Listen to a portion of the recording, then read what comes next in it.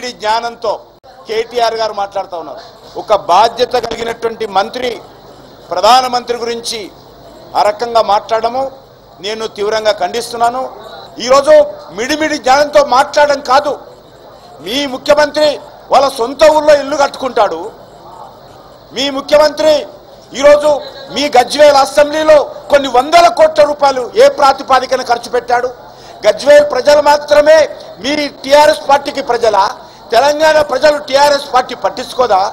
అయినా కూడా భారతీయ జనతా పార్టీ కేంద్ర ప్రభుత్వం ఎప్పుడు కూడా ఉత్తరప్రదేశ్ రైతుల రుణాలు కేంద్ర నిధులతో చేస్తామని చెప్పలేదు. అక్కడ ప్రభుత్వం మాదొచ్చింది, మా ముఖ్యమంత్రి రేపు ప్రమాణ స్వీకారం చేస్తాడు, ఖచ్చితంగా ఉత్తరప్రదేశ్ రాష్ట్ర నిధులతో అక్కడ రైతుల రుణాలు మాఫీ చేస్తామని చెప్పాను తప్ప నరేంద్ర మోడీ గారు ఢిల్లీ నిధులు అక్కడ పంపిస్తామని ఎప్పుడా చెప్పలేదు. కానీ ఈరోజు అవగాహన లేకుండా ఈరోజు కేటీఆర్ గారు మాట్లాడుతున్నారు.